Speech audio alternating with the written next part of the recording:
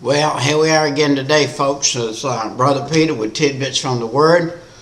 We're in chapter 3 now, which is we are doing 4th, 5th, 6th.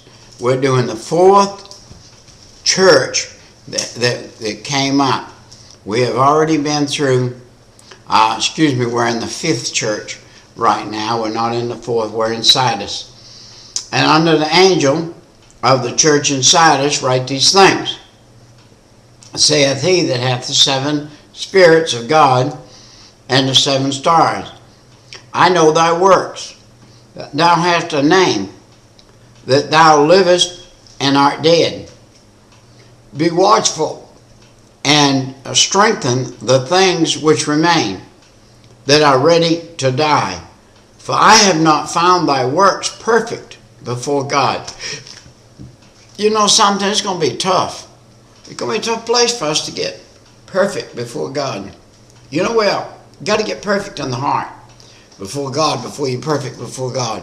And when you're in a church setting and you have lots of people in there, it's tough to all get in one accord. And you remember the upper room before the Holy Spirit came? There were 120 people in there. And out of those 120 people, they all had to get in one accord. The Bible said when the Holy Spirit came on them, they were all in one accord. They all were agreeing with each other all the way around the room. Hey, you know what? The only way that I believe that they could agree with each other would be an open prayer. Do you know that the preacher that we're sitting under right now, and he doesn't want to build a name for himself. He doesn't really want to be called our preacher because he's not really our preacher. He's God's preacher, and he's preaching the word to a group of people that he would like to hear it, believe it, and follow it. Now, we're a bunch of hypocrites if we go sit in a church and we listen to a preacher and he preaches and we don't follow what he says. Now, I've been learning how to do this. I'm brand new at this right here. I'm not brand new at teaching the word, and I'm not brand new at Bible study, but I am brand new in front of this computer. And I have a man that's been helping me and directing me and giving me advice. I sat down in front of him the other day, and the last thing he said before I left was, Pete, you don't have to take this advice now if you don't want to. You can go ahead and do what you want to do. I said, well, Larry, wouldn't that be some kind of foolish hypocrite to take up 1.5 hours of your time, which if you were out here doing, like teaching me what you're doing and charging me for it, it'd be $150 setting, at least $150 setting. And wouldn't I be foolish to come do that and not do what you tell me? I'm going to do exactly what he tells me. And whatever he says to me is written in stone. Whatever that man says, I am going to try my best to follow what he said. He knows what he's talking about. Now, I'm a paint contractor by trade. When I come to your house to paint, I like you to show me what you want painted, what color you want on it. Now, you don't have to tell me how to paint it. I know how to paint it. I can come in there and I can paint it. I'm a perfectionist myself. And I'm also a man that has mastered painting. I'm a master painter. Now, I want to be a master Bible studier. I want to be a master Bible teacher.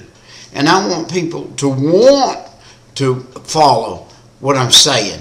And I don't want to say anything wrong. I know that last chapter I did on that last church I did. I know there are 700 men out there that teach that all different ways and everything. And you can teach it 7 different ways because there's all kinds of ways to take it.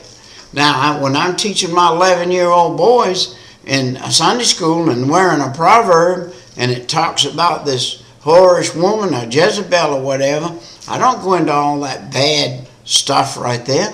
I say, boys, God's talking about 2 things in here. Once you ask him to save you, forgive you of your sin, come in your heart and save your soul, this world becomes like that woman. And it's the world you have to watch out for. It's the lying, stealing, cheating, the following. It all stands on a street corner, and it all begs you to come to it. And every time you walk by, it begs you to come to it. You take a young 11-year-old boy in the store, he's all the time. I don't care how good he is. It crosses his mind. I wonder if I could put that in my pocket and walk out with it. Because that's what the devil does. That's what the world does. That's how the world draws you. And that's the way I teach that. So some of these things I'm teaching just a little bit different. That's true in the other form too. Those of you that are real Bible scholars and have taught the other thing, good. Maybe you can take some of these little things that I'm showing here and use them in this manner. It said, remember therefore how thou hast received and held fast and repented. And if therefore thou shalt not watch, I will come to thee like a thief in the night, and shall not know what hour I will come unto thee. Thou hast a few names, even in Sardis, which have not defiled their garments, and they are worthy. He that overcometh, the same shall be clothed in white raiment, and I will not blot out his name out of the book of life, for my Father and before the angels. He that hath an ear, let him hear what the Spirit saith unto the churches. Now I'm going to tell you a little something. When you're born, you're written in the book of life. When you're born, you're written in that book of life, and you're there. But your name can get blotted out of that book of life if you end up dying and going to hell, and you're not going to live for eternity. Your name can be blotted out of that book. That's not the Lamb's book of life there. That's the book of life that you were written in, that you were just born. Now, if you want to be written in the Lamb's book of life, that means you've got to come around to getting saved. What is getting saved, Brother Peter? Well, those of you that have heard me 100 times say, I wish you'd quit doing that. You keep going over the plan of salvation. Well, somebody that's new might get on here, and they may need to hear it. And by the way, you need to hear it if you're not telling it. You need to hear it until you can tell it. You need to hear it so that when you lay down, you'll think about it at night.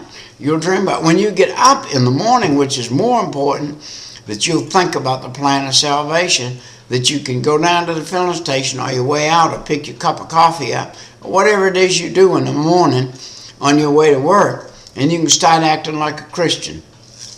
I can tell you one of the first things you can do, you can get some tracts and put some tracts in your pocket so that you'll have them.